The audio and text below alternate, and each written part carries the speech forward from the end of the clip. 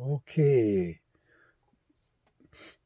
Good morning again, folks. We're going to start this all over again. I'm going to do this without the headset on this morning. The headset will come in handy in the future, especially once I start up the air conditioning, hopefully. But I've just listened to the video and the audio on it, just checked it a little bit ago, and I decided to start this over again because I don't know how to segue things in.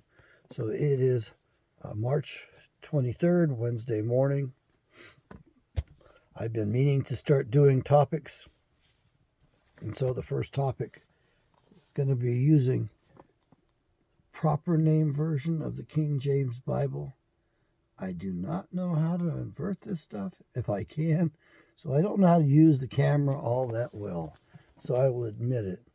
What I want to cover today is the original sin, or what churchianity, what the modern churches call the original sin.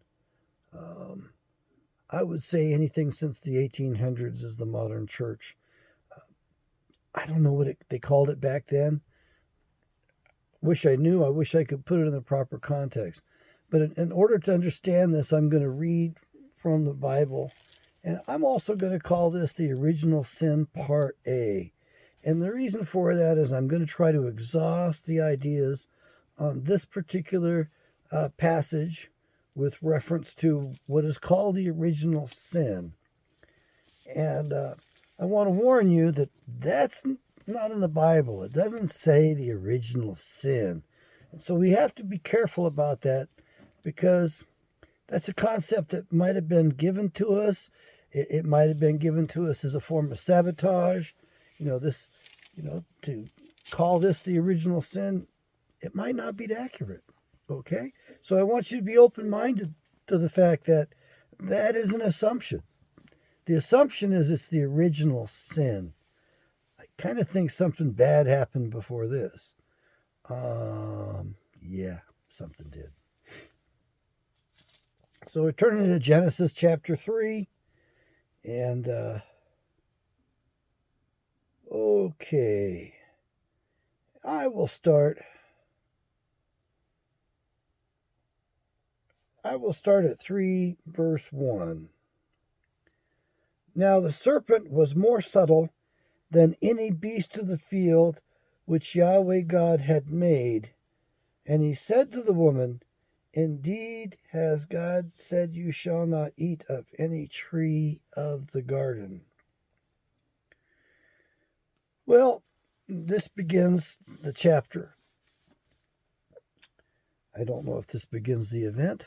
We don't have the best of records here. There's things that aren't in the Bible that I wish were in here. And so what I want to do is I want to focus on Genesis 3:15 and Genesis 3:14 and Genesis 3:12. The interesting thing is that these verses are different than what I remember reading. That happens to me a lot, folks. This is a new version of the Bible to me. It's a little bit different, and I don't quite get it at times. So at this point, I do want to focus on the fact that in these verses, there are three people, three entities present. Yahweh God said unto the woman, said unto Eve, and the serpent is present. So Yahweh said unto the woman, verse 13, What is this that you have done? And the woman said, The serpent beguiled me, and I did eat. And Yahweh said to the serpent, Because you have done this, you are cursed above all cattle, and above every beast of the field. Upon your belly shall you go, and dust shall you eat all the days of your life. And 15, and I will put enmity between you and the woman, and between your seed and her seed. It shall bruise your head, and you shall bruise his heel. So this is basically the beginning of the war. This is the beginning of the conflict. This is the beginning of the two-seed theory. I don't, as I said, read the Bible for yourself. I didn't pull for this when I heard about the two-seed theory and thought about the two-seed theory. Rather, I looked at the two-seed theory as being the two different branches of Cain, one being through Ishmael and the other being through Esau. So that's my take on it. But when they talk about the two-seed theory, this is where it comes from. I will put enmity between you and the woman, between your seed and her seed. So we've got two different seeds, two different lineages, if you will. And why was this? Well, most of the modern Bibles do not use the word beguiled. Most of them change that to deceived or something else that is a little bit more nebulous, not so specific. If we look up in Strong's Concordance, which is buried behind the food I have stored, I'm not going to get it out right now. There's several definitions, and the very last definition in Strong's Concordance is seduced. So basically, the woman said, the serpent seduced me, and I did eat. I did it. Okay. So from this passage, I believe what we have is that Eve is blaming the serpent for seducing her. Now, why is she seduced? That's what she says. Eve made a transition at this moment in time, though. I'll explain that as well. And another thing that we don't understand, because we don't have good records, the Bible records here in the Bible is not very complete, is we don't know if she was raped. We don't know if it was a violent rape. We don't know if she was seduced and went along with it. We don't know if it was an act of prostitution. Now, folks, the saying is that the oldest profession in the world is prostitution, and this passage is sometimes cited, quite often not, but that's the old adage that's come down through the ages. So how do we make that true, that the oldest profession in the world might be prostitution? Well, we could make it true from this particular passage, but I want you to keep an open mind, because we don't have good records about this act and this action. We don't know if it was a rape. We don't know if she was merely seduced, but we don't know if she seduced him and blames him. We don't know if it was an act of prostitution. We just don't know. What we do know is that it was not just eating of the fruit. And when you think about it, fruit of the tree, the fruits that we have, the fruit that we bear, we talk about having children. Those are our fruit. We also talk about the fruits of evil and the fruit of the Spirit. The fruit, I shouldn't be getting off track here. So what I want to focus on is Yahweh said to the woman, no, Adam's not mentioned right here. I don't think he's present. I think it's just the three of them, Yahweh, Eve, and Satan, or a member of the satanic class, a fallen angel. That's very important. And this is the original sin, and what we don't know is what really happened. What we do know is that it was a sexual act. It was not eating an apple in the garden like they told us when I was a little boy in Sunday school. Boy, they were really off on that. As I said, churchianity, we've created this religion. It's man-given, man-made. The Bible is not particularly a book about religion. You can also think of religion as being another term for superstition. The Bible is a history book. And as my older brother says, it's a history law book. So that's very important. Another pastor, his take on it was written about Israelites. It was written by Israelites. It was written to Israelites. And it's not a history of the world. Well, I don't like that rather rigid definition, rigid perspective. And the reason being is that I think that we have all kinds of things in the Bible.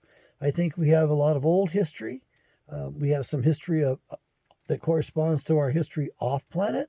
We have history that corresponds to life before these catastrophe cycles, these previous Earth ages. If you want to go see evidence of the previous Earth ages, go look at Baalbek, Baalbek, I think is how it's spelled. Baalbek in Lebanon, and you will see a physical set of structures, one built upon another. And each one of those layers is a layer before or after a major flood, a destruction. You look at the top layer, and it looks pretty old. That, I believe, was built since the last flood. It could have been built before the last flood. However, the layer below that one, the middle layer, was definitely built before the flood, before that last one was built. And so that's what survived of it. And then you look at the bottom layer, and you're back 3 different Earth ages. And those are bigger stones, carved much more precisely.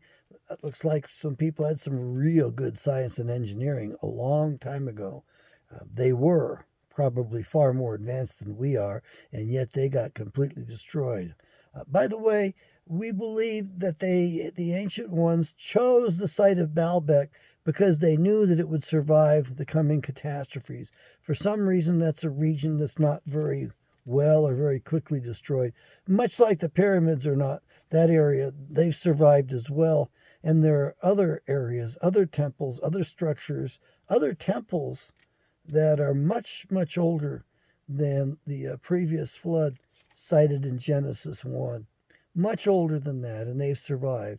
A lot of the artwork, the ruins, the carvings that the old ones have left for us are there to warn you folks. They're there to warn us what happened and what they experienced. So, the important thing here is that Eve was seduced. Was it an act of prostitution? Don't know. I don't think so. It could be.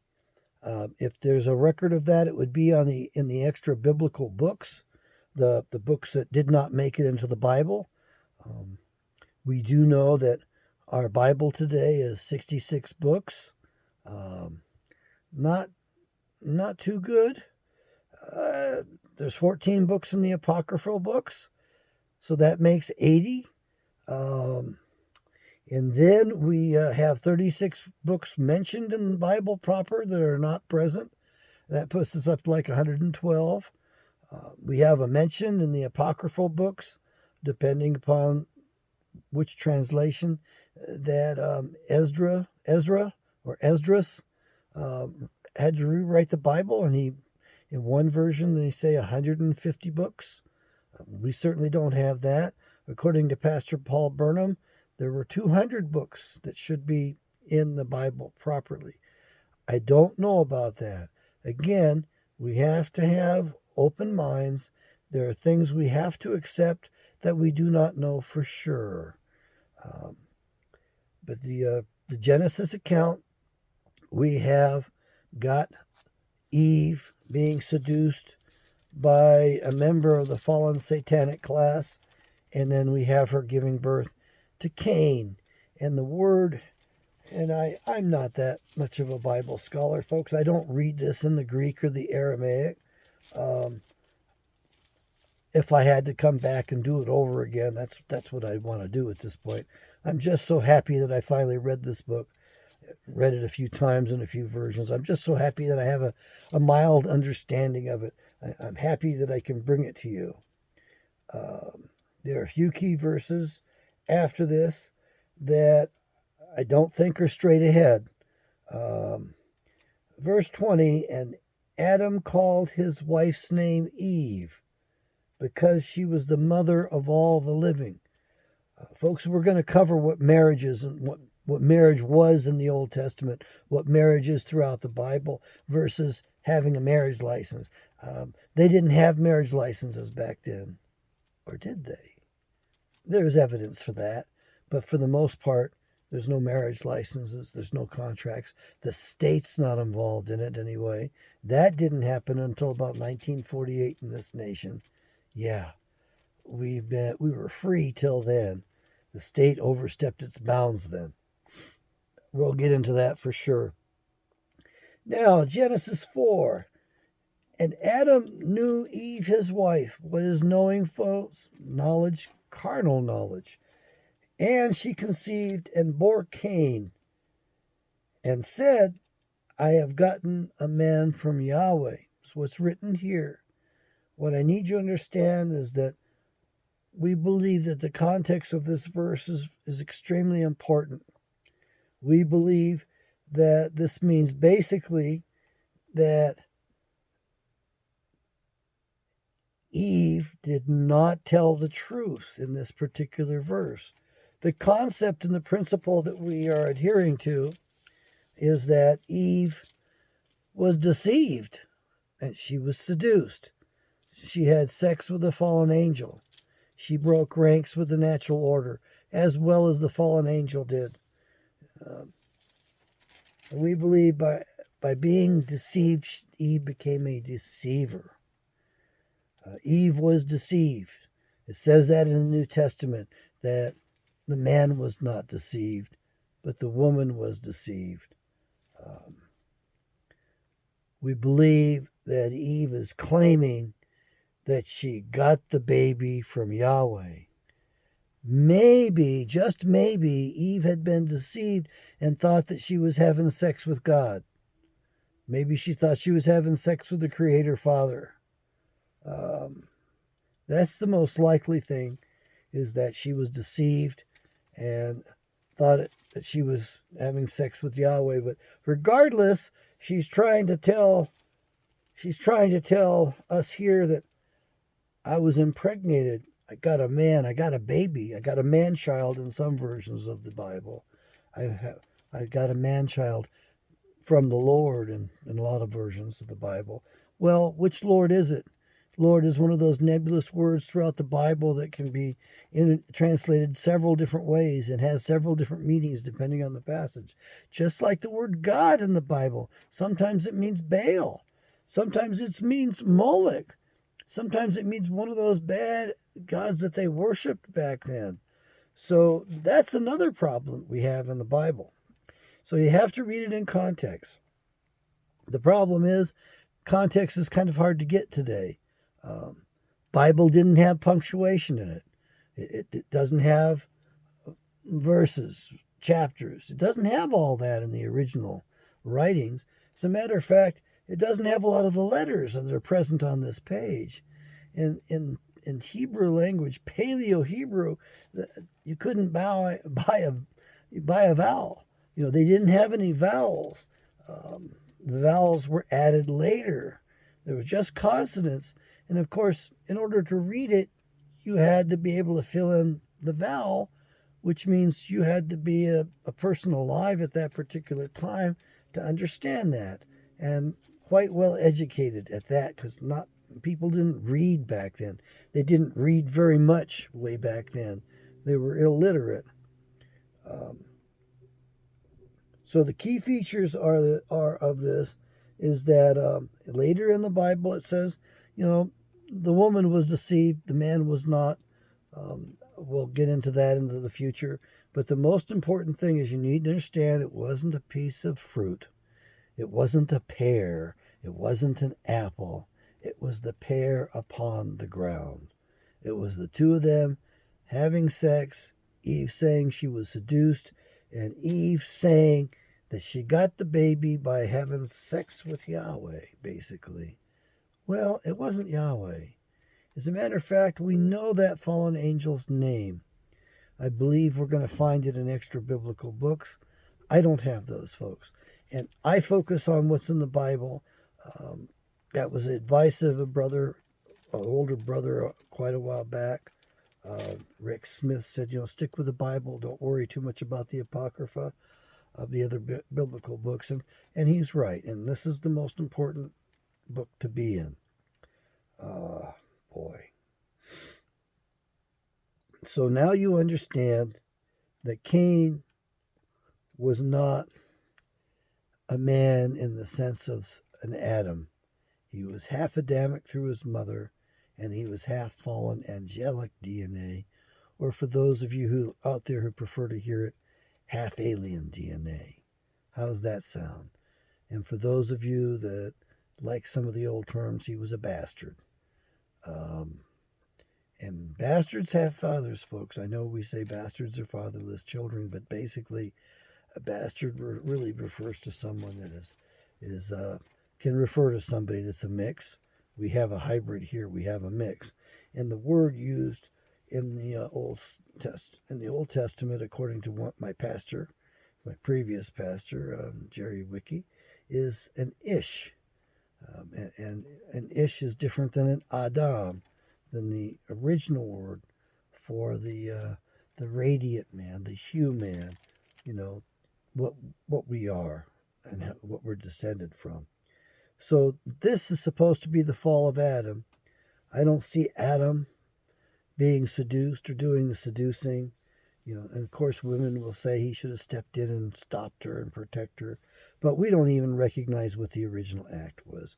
And that's more important than anything else. Because the easy thing for me to discern on my own, from my own Bible reading, was that we were actually, we're dealing today with the evil ones that Joshua failed to kill in the Promised Land. In the land of Canaan, God told Jacob, God told, that, man. God ordered Joshua and particular villages and particular populations to kill them all. And it was not an act of, a lot of you folks out there think, well, this is an ugly God. He's a mean God. He shouldn't have killed all those people. Well, folks, they were of a mixed lineage with demon seed in them, with literal DNA from a fallen angel or one of the fallen angels in them. And they had also, I believe that Eustace Mullins is correct, that Yahweh God had worked with them for maybe 4 centuries trying to get them to abide by his laws, and they refused to be corrected. He had to clear the land out also for his children, for his people. Yahweh did, to give them a safe place to live, and so that they would be able to keep the family intact without being tainted by the leaven, by the yeast. A little bit of yeast spoils the whole thing. There's important lessons in understanding about yeast and what that means. And in this particular case, we can say that the yeast was the fallen angel, and the product was again some more yeast, Cain, a hybrid. So that's the original sin, according to churchianity, according to the big box churches. We don't know if it was an act of prostitution. We don't know if it was the result of an outright rape. We don't know what really happened. We do know, if we take Eve at her word, that she says she was seduced by this fallen angel, by this serpent, this snake. As far as his name goes, I was writing on my blog, and I wanted to be able to type up Gadriel properly. Pastor Paul Burnham, who passed away about 1.5 years ago, told me that Gadriel was the name of the angel. I looked it up in Wikipedia, and it's there, folks. Wikipedia bears a testament to the Bible and supports the Bible. You would never have thought that Wikipedia, something that started with a syllable saying it's wicked, to be providing a testimony supporting the Bible, but it does, folks. It's right in there. There's about 3 different ways to spell Gadriel, which makes sense because the name comes from before there were consonants. I mean, before there were vowels, there were consonants, but no vowels. Gadriel, according to Wikipedia, was one of the 5 leaders of the fallen angels that led them astray, if you will. And he was the one that seduced Eve. That's what Wikipedia says. So we do have a reference right there. And I'm pretty sure that somebody will go change Wikipedia now that I brought this to your attention. Gadriel. Short for Gadriel, his nickname was Gad. Pastor Paul Burnham told me this on the phone conversation. We had a few conversations. This is one I really appreciate. Gad, short for Gadriel. From Gad, we got God. So they used the alliteration, if you will, and gave us the word of Gad, the word of Gadriel. So think about that for a minute, folks. I mean, that's not exactly something that I want to be reading or I want to be hearing about. But you have to be open to the fact that the evil ones know this book better than you or I do, and they use it against us. You have to get educated in this book so that you can discern right from wrong, so that you can understand the laws, understand the mind of God, so that you can build that Holy Spirit, cultivate the Holy Spirit within you, so that you will know right from wrong, you will not be deceived, and you will be able to hold your ground. You cannot do that, and Western civilization probably won't stand unless we all read our Bibles and we do what it says, and we take the good lessons from it, the good character development lessons that we learn from the Bible, and we do that. We do the good stuff, the right stuff. The Bible is the best defense you're going to get. You're not going to understand things. You're going to be easily deceived. Even those of us who read the Bible get deceived because we listen to somebody's theories or somebody's whatever they conjure up for a new religion. So now there's another reference throughout the Bible, and I don't have it pinpointed, and that is the old hatred. When you see that phrase, the old hatred, that refers to this event. This is where the old hatred comes from. Who's doing the hating, folks? Who hates us today? Who hates you? It's pretty important to know that because those folks are the children here. Now, I figured out that Joshua didn't kill them all and they went into the world. And I did a little bit of tracing. It's not too hard to trace those people from the promised land, or the land of Canaan, the land of Cain. It's not hard to track those to what's going on right now. Not for me. I've got a few holes in my knowledge. A better job could be done. Hopefully one of you young people out there will take that task and give it to us. The modern stuff is covered quite well, and that would be the Khazarian Mafia. Preston, I don't remember your last name, but it's the first name of a psychologist that writes for Veterans Today, and he wrote a very comprehensive history of the Khazarian Mafia. The Khazarian Mafia is the name that Mike Harris, who was a former resident of Arizona, I believe Mike lives in Canada these days. He likes hard work. He's not a young guy. He ran for governor for the state of Arizona one time. I don't know when that was. He's interviewed me on his radio show. It was a long time ago when Dr. Preston, I got to go read the article myself at Veterans Today, and basically those fellows are military intelligence. Preston is an extremely intelligent man. I don't know much about him. Would like to learn something about him. He attributes the phrase Khazarian Mafia to Mike Harris, as well as I mean, he deserves that credit. But in the videos that are out there and in the writing that Dr. Preston did, they referred to some people believing that the Khazarians are descendants of Cain. Well, that would be me, and they probably should have mentioned me and referenced me, and I wish that Preston had reached out to me and interviewed me himself, and I could have explained it in a 5-minute phone call. It was easy for me to figure out that Joshua didn't kill them all, and they dispersed into the rest of the world.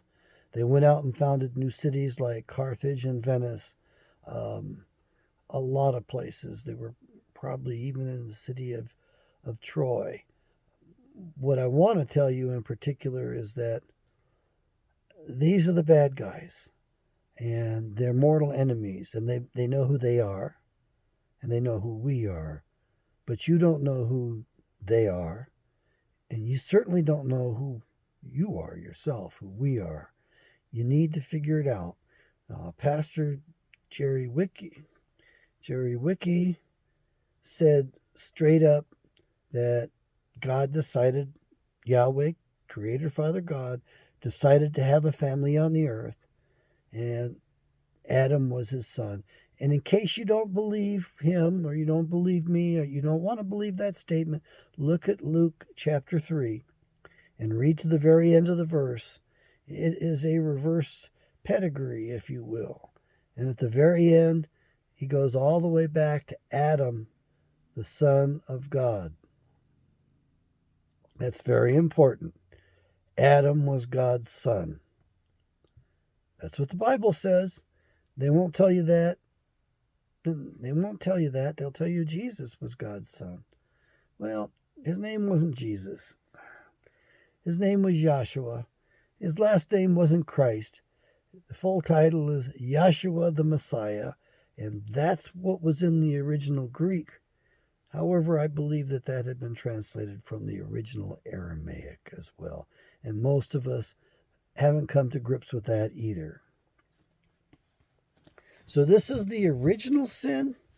We don't know if it was an act of prostitution. Now, maybe there was a piece of fruit involved. Maybe this serpent dude gave her a piece of fruit for having sex. We just don't know.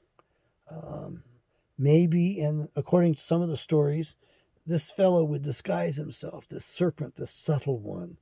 This, guy could talk. He could talk with Eve. They had conversations. It's one of the myths, or one of the old stories, is that he would take silver powder and sprinkle it on himself so he'd be glittering and enticing that way. Well, that would be some deception, and I guess we could say, because Eve was deceived, that she was raped. Wasn't a physically violent one, but she was deceived, regardless of what else you want to say, and she became a deceiver. Eve is part of the word deceived. Eve is part of the word evil. It says in here, Eve is the mother of all the living. I don't know what that refers to. What do you think it refers to? Does it refer to all of the sons of Adam and all of the sons of Cain?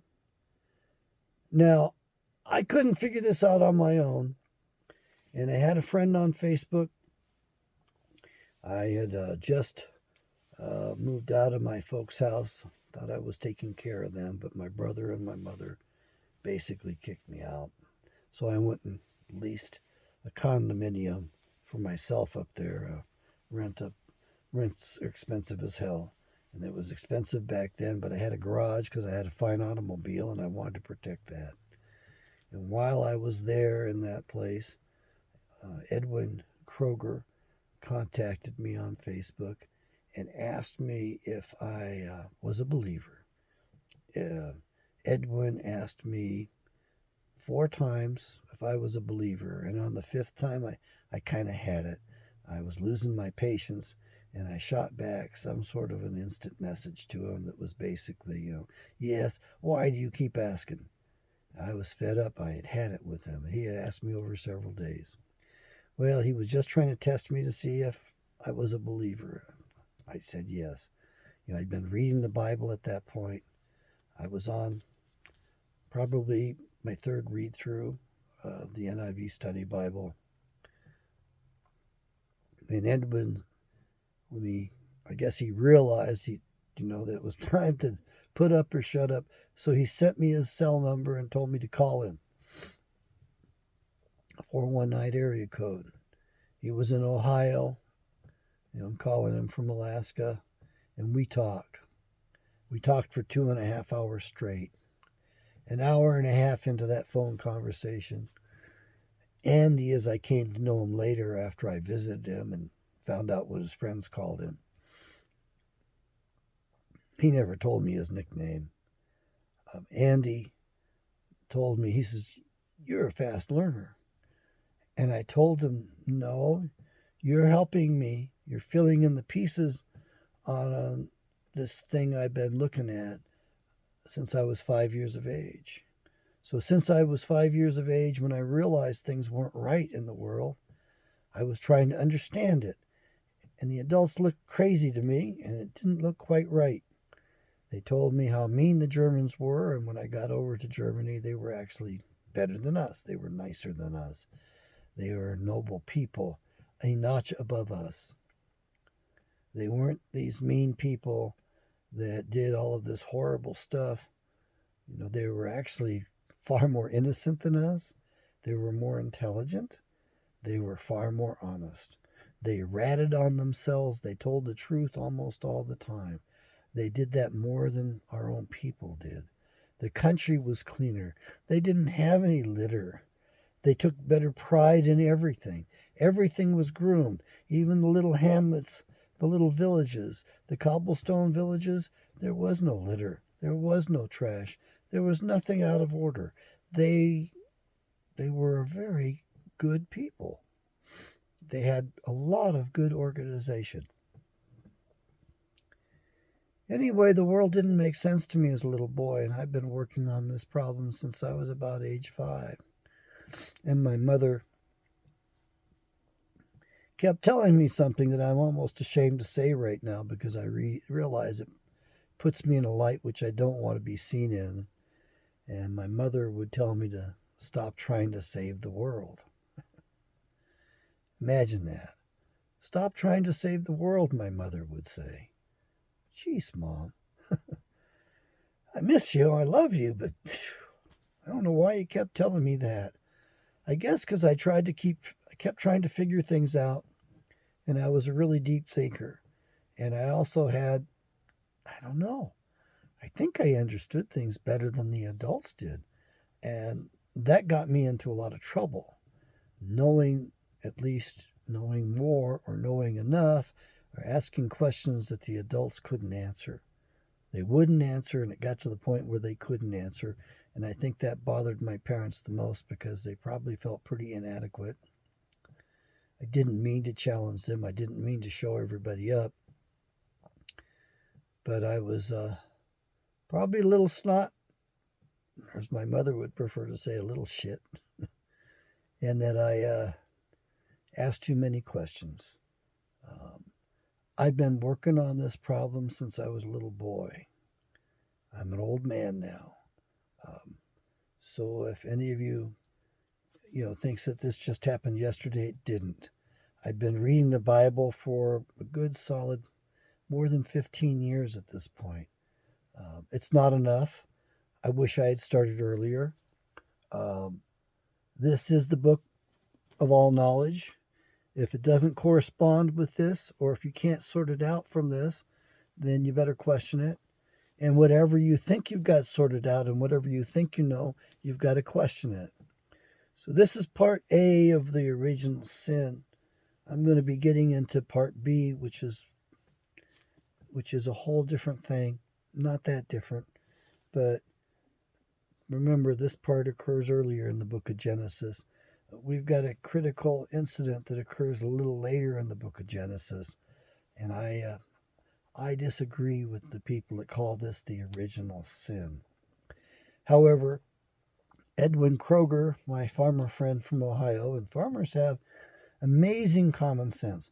I mean, if you really want to understand something, ask a farmer, and he'll explain it to you, like Edwin did, like Andy Kroger did when I asked him about the Middle East, and he explained that to me. Andy said that you have two groups of people, and they pretend that they are mortal enemies. They act like they want to kill each other. But at the highest levels, at the very highest levels in secret, they're working together behind the scenes to kill us, to go after us. This is where I believe I got the idea for the two-seed theory.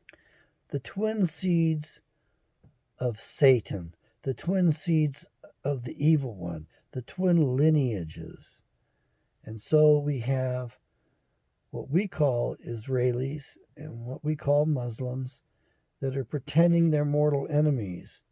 But the reality is they're working together, and we're the ones, we naive assholes are the ones they want to take out. They want to kill us. That's what they've been working on for millennia, thousands of years at this point. It's my belief that what happened is that Ishmael was okay, Esau was okay. But the problem is that someone, maybe Ishmael himself or one of his children or his grandchildren, took Canaanite women to wife and brought in that demon seed, brought in that fallen angelic DNA, and tainted their line. We do have some of that in the Bible. What we have in the Bible proper is that Esau certainly took not one but two Canaanite wives. That's covered very well in the Bible. And they're the most dangerous ones, folks. They're far more intelligent than the other line of evil is.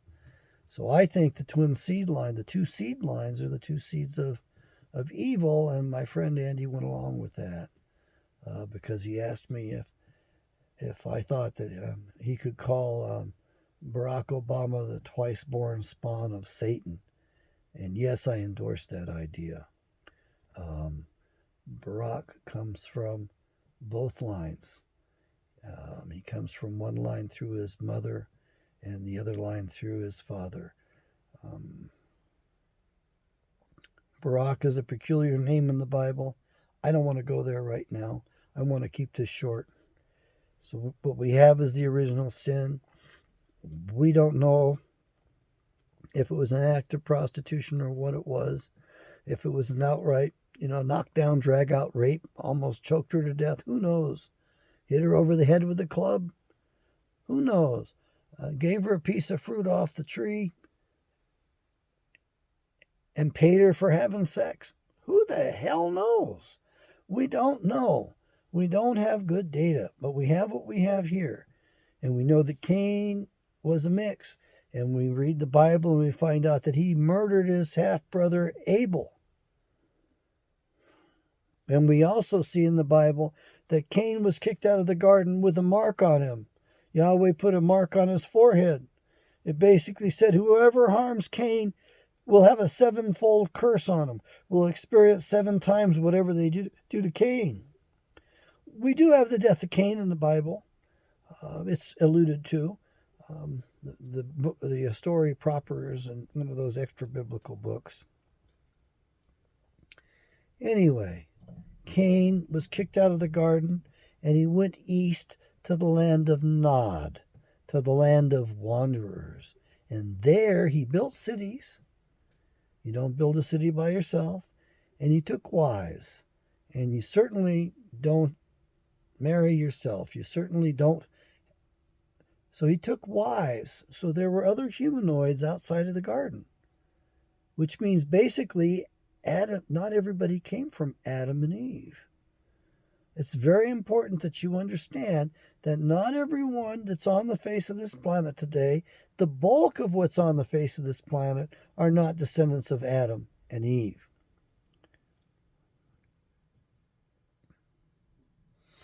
You need to understand who you are. You need to understand who the bad guys are. I couldn't figure out what happened to Eve on my own. Andy explained it to me, and I was distraught for about 2 weeks. I mean, I was upset. I didn't like knowing this. I didn't like knowing, that this happened to Eve, and this was the production of it. They bore fruit. They bore evil fruit. They bore the wicked one, who in turn left the garden and became the father of the wicked ones.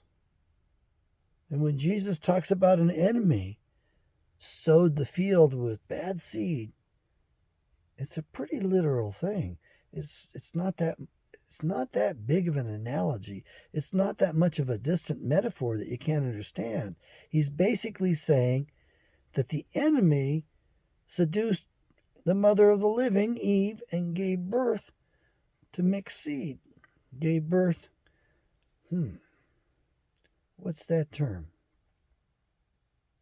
Well, I've got to read the Bible more myself, folks. I've been a little bit scattered.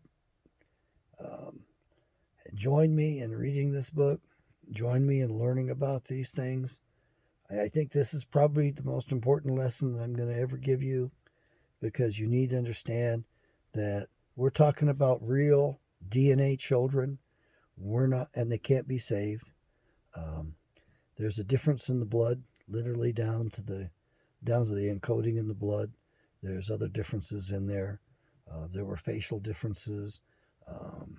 There were amazing differences so that you could recognize them back then.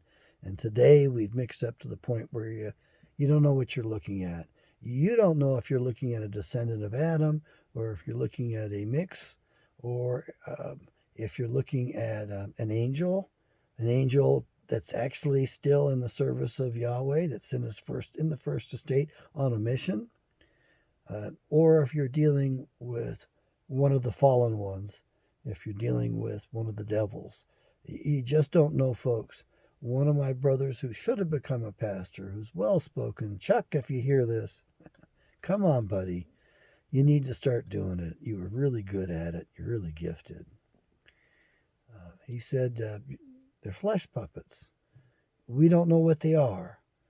We just know that they're flesh puppets. We don't know what they are. We assume that they're just like us. We assume that they're good, that they're not evil, that they're not bad, and that no one could be evil like that. No. Everybody can be saved. No, folks, the Bible says distinctly that some were designed to be burned in the fire. And what you also need to know is that Yahweh says he created evil as well. And the purpose of evil was to sift us. To sift us and find out whether or not we would be true, whether we would be honorable, we would be loyal. But clearly the evil ones have exceeded their license to sift us. The Bible didn't give them a license to kill us.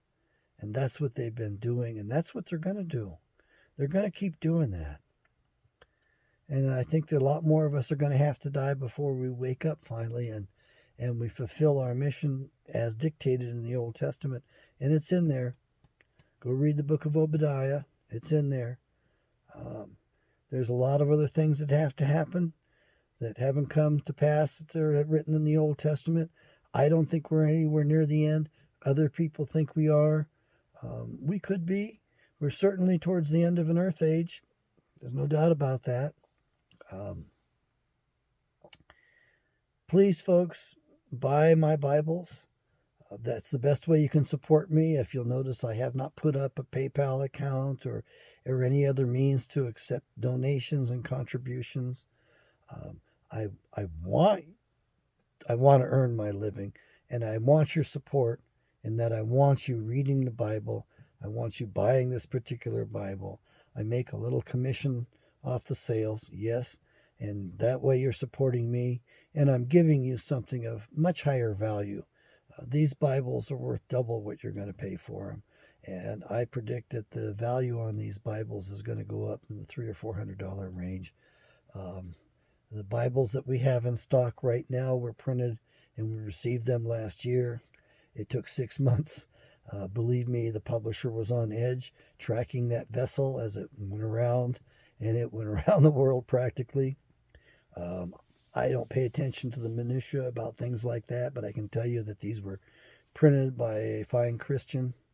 Okay, call me a hypocrite for using that word, but a fine Christian family business in Belarus. They do a really good job. These are wonderful. You need them. There are some It does purport to be a study Bible, but it doesn't have more notes than it has Bible. It has more Bible text. The Bible interprets itself. This is the most accurate version that we have. I think in the future we're going to have a lot more discoveries and a lot more developments. I've got a few ideas and suggestions as well. I want that parallel translation to come out with a decent version of the original King James side by side with the proper name version, the modern English. I also want the apocryphal books done. I think we need that as a standalone book. Those are important books. You're going to be amazed at what you read in those, and I would ask you when we get those out to read through there one time at least. As far as the Bible goes, I would ask that you read it to the point where you really know it, you really understand it. Learn the names of the characters. Learn the plot. And study character development. Take the lessons from the Bible, incorporate those into your being, make those part of your constitution. Let those shore you up. Let it guide you. Let it tell you what the will of Yahweh is. And remember, folks, Yahshua didn't say to worship himself. Jesus didn't go about telling us that we should form a religion based upon him and we should do his will. Rather, Yahshua set an example for us, and the example was to father our Father's will, because our Father's the same Father as Yahshua's Father. Did you realize that? Well, it's time you realize that you're a son of the living God. You're the son of Yahweh. You're the daughter of Yahweh. There's a lot more value than what you think. There's a lot more to you than what you think. The Earth is going through a period of exposure to gamma radiation, space dust, whatever you want to call it. There's different perspectives on that do work. During periods like this, there is speciation, which is the closest thing to evolution that really happens on the planet. We may see an evolution in the human species. That would be nice. The Bible says clearly that evil shall be removed from the planet. The good guys aren't going to be removed. It says very clearly that he's going to remove evil from the planet. Now, we might actually get another dome above the surface of the earth, maybe another water barrier, an ice barrier, another firmament, which protects us from the rays of the universe out there, and maybe even gives us a higher pressured atmosphere with a higher concentration of oxygen in it, which would enable us to expand our lifespans once again. Because how long did Adam live? If you read the Bible, you'll see the diminishing lifespan across the years. How many years are we supposed to live? Well, we're not able to do that, folks, because the bad guys are there always killing us off, always poisoning things, setting about divisions, causing wars. They do all of that. They're responsible for all of the murders from Abel forward, to Zechariah, the priest that was killed just beside the altar, between the altar and another part of the temple. That's what they're accused of. That's what Yahshua accuses them of in the New Testament. Your father is the father of all lies. You're not one of mine. If you were one of mine, you would know my voice. My sheep know my voice. If you're listening to this, I don't have any worries about you. The enemy will listen to this. I don't mind. I mean, maybe one of the sociopaths can be saved. That would be an interesting thing. I am kind of running an experiment right now. I didn't plan on this experiment. It was tossed at me. And I don't know what the answer to that is going to be.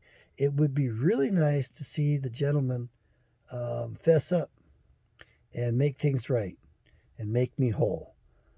There's actually two that conned me.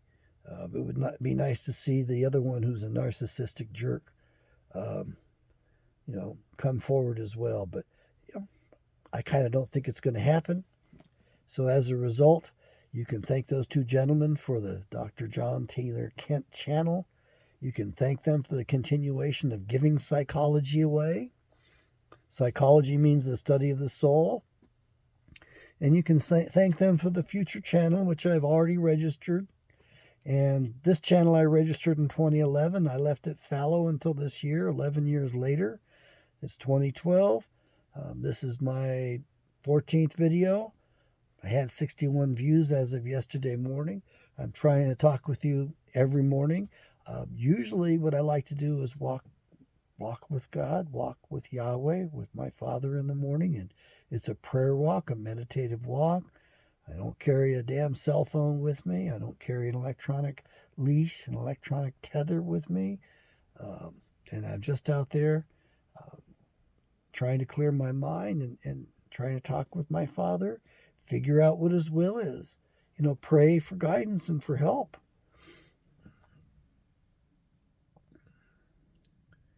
We do have free will. We do have to work out our salvations. It's not just a one-time deal. That's churchianity. That's Christianity. That's not. It's a religion of man. The faith is in this book, and you get it from this book and from sitting on your butt and reading this book. I'm so glad I read it. In order to get my attention, Yahweh had to stroke me twice. He had to reduce me, humble me by reading His Word, reading this historical record, reading all these wonderful, rich stories, a lot of them about dysfunctional families. You talk about some weird stuff, and it's in the Bible. By doing that, my short-term working memory got back to working again. I was healed to a certain extent. It's a limited healing. I'm not back at full strength. I'm never going to go there. But I'm a lot better. I can have a conversation. I know where I am from one room to the other room. It wasn't like that at first. I'm no longer almost starting fires, burning pots and pans on the stove. I'm not letting the water run over. Actually, my former wife let the water run over, and I think that might have been done on purpose. She was not a nice girl. She was sociopathic. We're dealing with a sociopathic culture today. These guys have hidden their tracks. Only recently have we discovered them. You need to wake up, folks, and learn about the Khazarian Mafia. The Khazarian Mafia basically inherited the demon seed. They got the strongest of the dosages of it, the strongest of the most intact of those lineages. They also are the most intelligent. They're by far the most dangerous. And we folks who read this Bible are about the only ones that can take them on. And we don't do it ourselves. You turn to Yahweh. You appeal to Him. You call out His name. You ask for help. Yahweh fights that battle for us. However, I'm not really sure about that. Maybe we're going to have to take matters into our own hands. Maybe the evil ones are going to kill us so badly in such a major way that we will no longer be able to ignore it and pretend that everything is just like it says in the movies and on the television. Everything is hunky-dory, nothing's wrong. You think nothing's wrong? Do you think this is the way it's supposed to be? Well, according to the sons of my pastor, one of them in particular, the zealot, I'll call him, the youngest one, Zach, this is the closest thing that we're ever going to experience to hell, and it's hell on earth. According to another pastor, Dan Gaiman, who wrote the book, The Two Seeds of Genesis 3:15, which is a really good book. It's hard to get. I got one or two of the hardbacks left I'd like to sell. Heck, I've only been asking $100 for those. According to Dan Gaiman, the thoughts leave me pretty quickly at times. I get excited.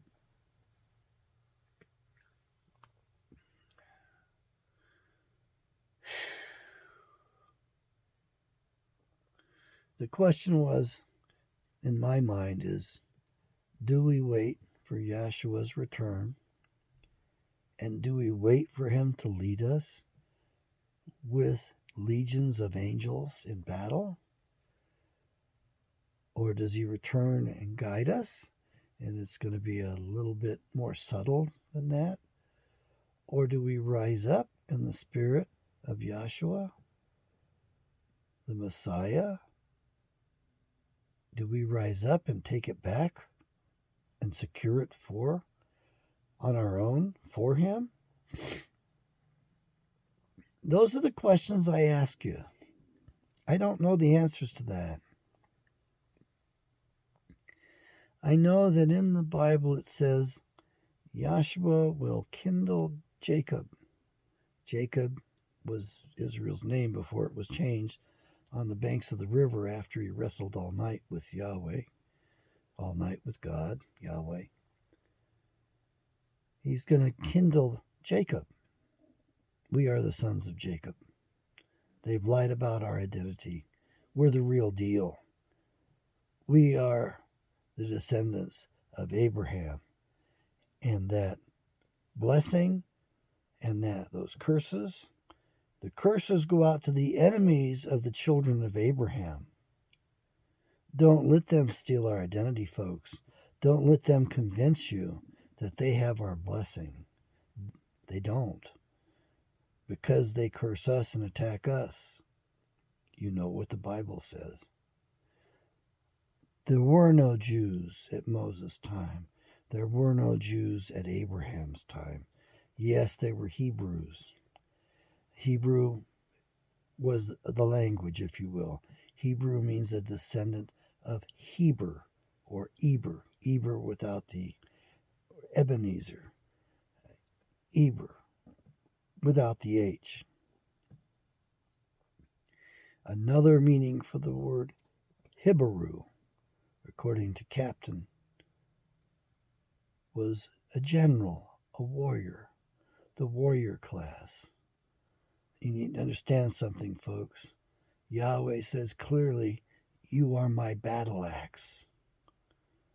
He is going to use us again, but sadly, a lot more of us have to die before we are kindled and enraged and we finally wake up to who the evil ones are and we take care of business.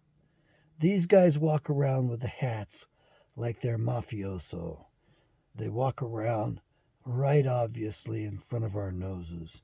You need to figure out who they are, folks. You need to stop worshiping them, stop turning them into a golden calf.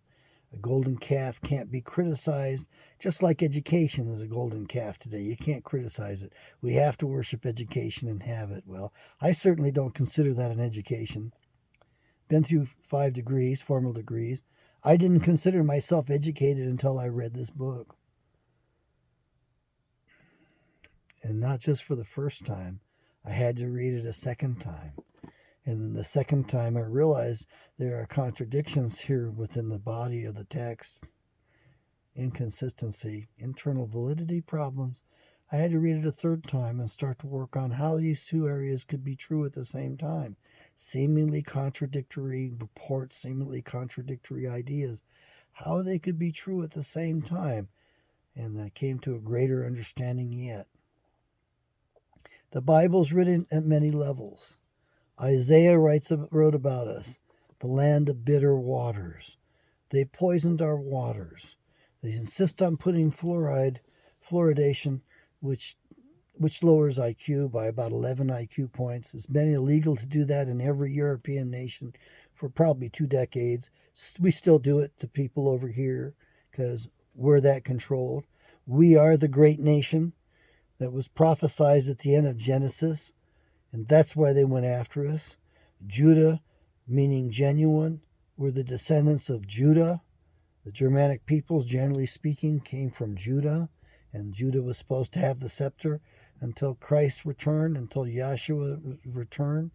The Queen of England, the kings of England have all said they're on the throne of David just as a placeholder, and they couldn't wait for Christ to return. Who's really on that throne? Demon seed? Almost all of the nobility in Europe descended from one guy. I think he was in Romania and Transylvania. Vlad the Impaler.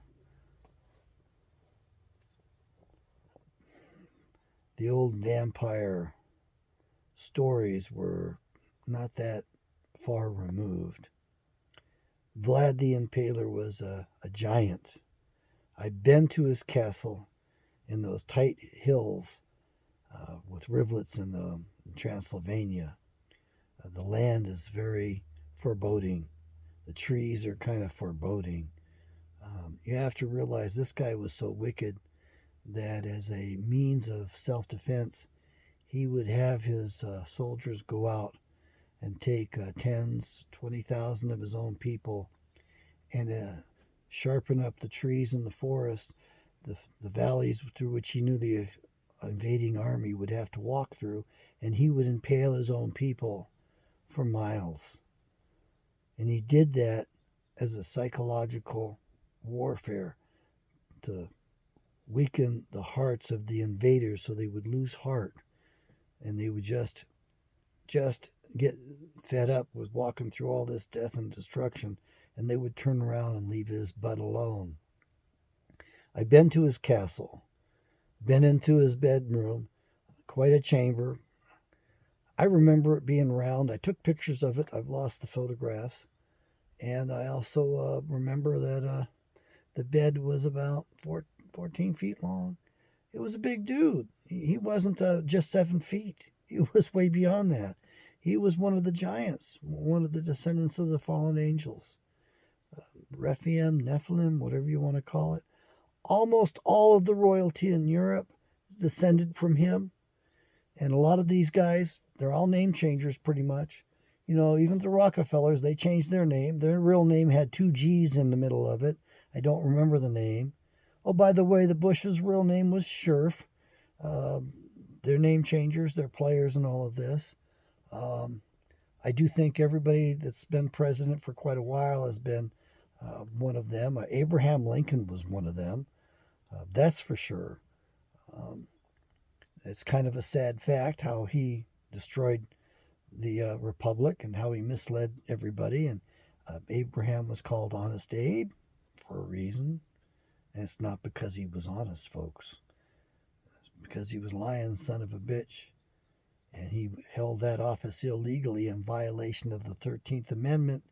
He knew he was holding that office illegally. So he overwrote the original 13th Amendment with the Anti-Slavery Amendment to hide his tracks so that we wouldn't recognize his crime. He never should have been president. If we had had one of those fine gentlemen out of the South for president again, we could have avoided that entire war. The South was already on its way to getting rid of slavery. And the first slaves over in the New World weren't blacks. They were whites folk. They were whites, white people. And by the way, the first slave was owned by a black man. Johnson, Mr. Johnson owned him. And how it occurred was this white guy was an indentured servant. His payment for his transportation to the New World, for his passage on that ship, was he was supposed to serve for 2 years. I believe that's the right figure. He was supposed to give 2 years of labor to his black master who paid his way over here. So he was not a slave, but he started as an indentured servant.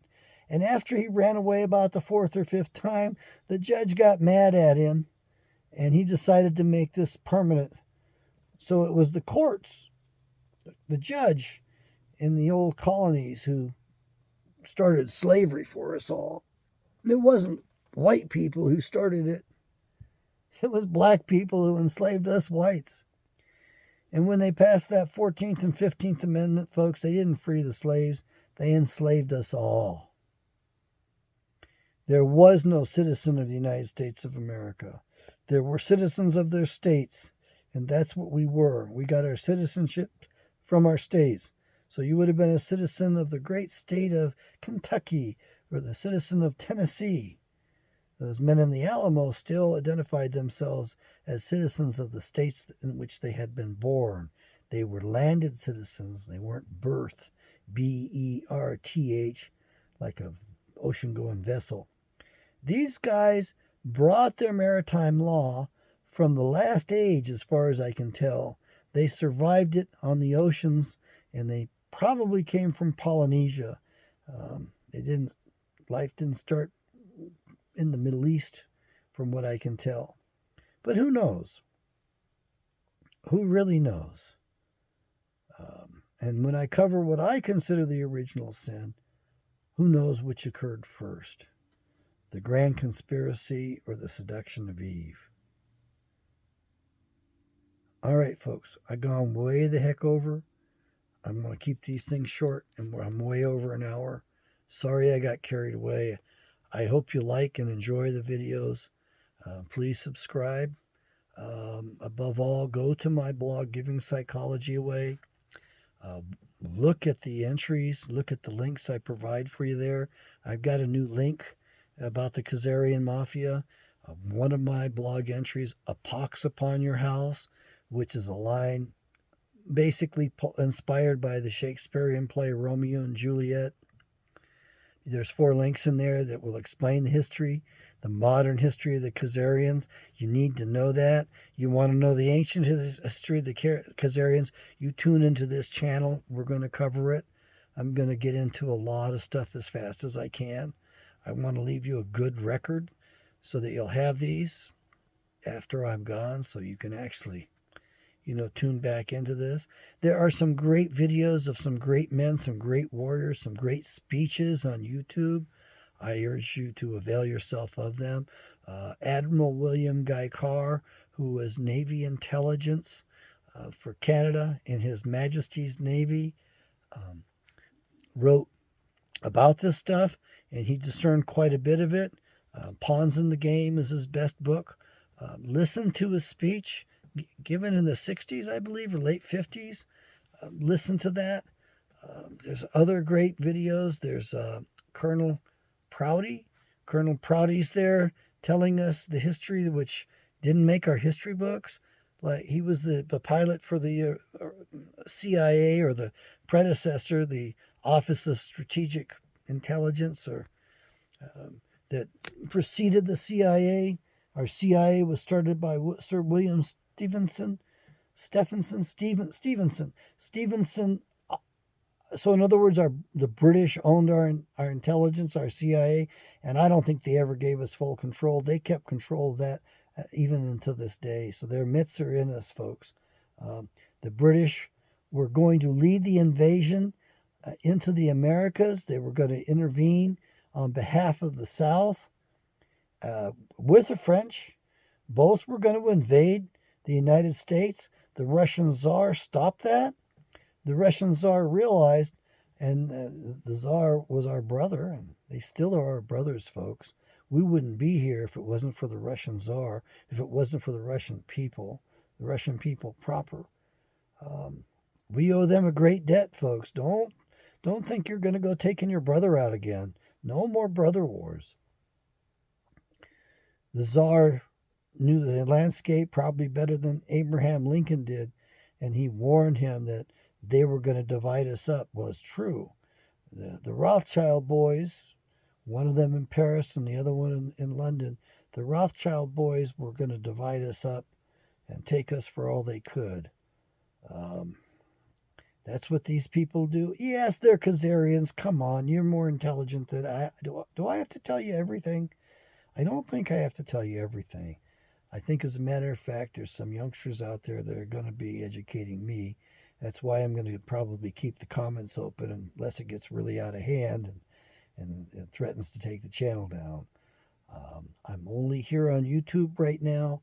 Hopefully I get learn how to upload and become a member of Locals. I don't have enough of a track record. The rest of the community has to approve you there. They do charge for that. Okay, fine. But I want to be there. There's also Odyssey, on which Mr. Putin was able to give his speeches. I want to be there as well with those world leaders, because the United States of America is just one great Israelite nation. There are many out there, and we need to pull all of us together at this point in time to take the evil ones down. before they destroy Mother Earth, before they destroy all of us, before they genocide us.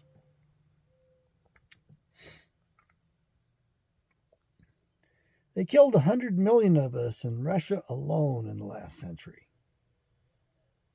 That's a Holocaust. That's a lot of people.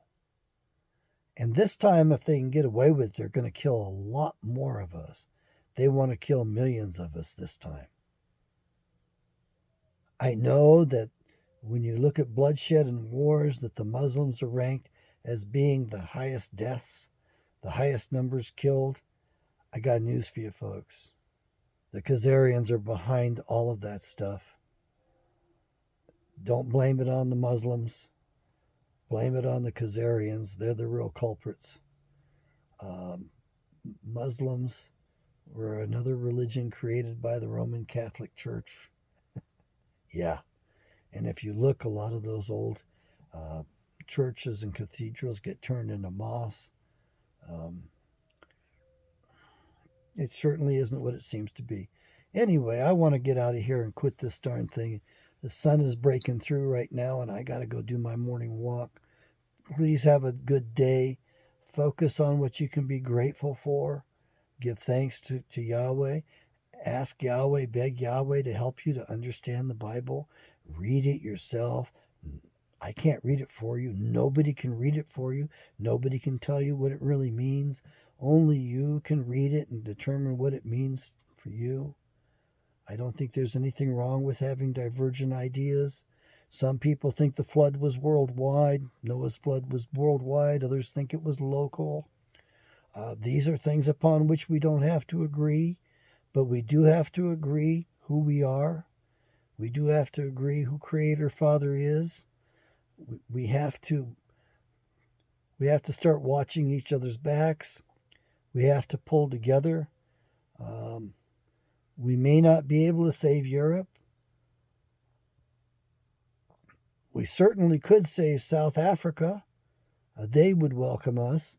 And we were instrumental in destroying South Africa. The evil ones got in there and brainwashed us to go after them. Right now, the evil ones are brainwashing us to go after our brothers in Russia. Because they're going after the homelands of Khazaria. And in case you're wondering, every one of the pharmaceutical companies, guess where their corporate headquarters are? Kiev, Ukraine. They're all there. That's where they come from. These guys dealt in poisons and drugs and everything for a lot longer than the pharmaceutical industry's been around. They've been poisoning people, spiking people's stuff. Their victims would come through and they would feed them and house them and take good care of them and basically seduce them into telling everything about themselves, and then they would predate upon them. They would steal their identities. Go watch the video Cliff High gives that I linked to. That explains their character to a large extent. GivingPsychologyAway.com, tab for Buy My Bible, tab for buying the best Bible available, tab, a post entry called a Pox Upon Your House Khazaria. It's okay. The real meat and potatoes, the real dope, the real stuff, the links are in A Pox Upon Your House, which is the day before A Pox Upon Your House Khazaria. The real line from the Shakespearean play was a pox upon both your houses. You need to understand that the Shakespearean plays reveal a lot because that guy was on the inside. He was sired by a Kent. His mother was the Queen of England. I think the Kent seed was the best contribution to him. I don't know about the Queen's seed. That particular queen had some issues and some problems. What the heck? Why is she having... Well, she has 2 children out of wedlock while she's on the throne. They would have beheaded her back there if they had discovered it, which is why Sir Francis Bacon could not go by the name of Kent. They had to hide who he was.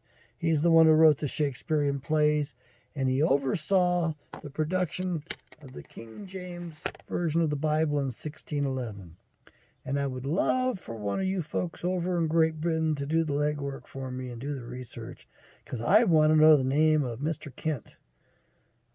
Our records, family records, don't quite go back that far. I also want to know about the land grant in 1649 that the Kents received from King George, I believe it was. I'd like to find that. It's got to be in one of the monasteries over there. It's got to be over there somewhere. I want that proper title to my property. I want that restored. I want to restore this republic. And basically, I would ask that if you really want to honor me, that you return the Kent estate on the Great Bay. I know that's a tall order, but I do want it back. I don't have any heirs, but God willing, maybe I'll get a son. Maybe I'll get a daughter. I'll take whatever he gives me. What the heck? He's in charge. I'm not. Take care, folks. I'm starting to come alive again and open up and talk better. Don't have that miserable headset on, and it's nice and quiet this morning, so I can do that. Gonna have to start the air conditioner up here this week, though, and I'll be putting those noise-canceling headphones on. They're actually quite nice. It's a bit more sophisticated than I can manage, but I'll learn it. Like this cell phone, I'll learn it. Take care, folks. You're worth it.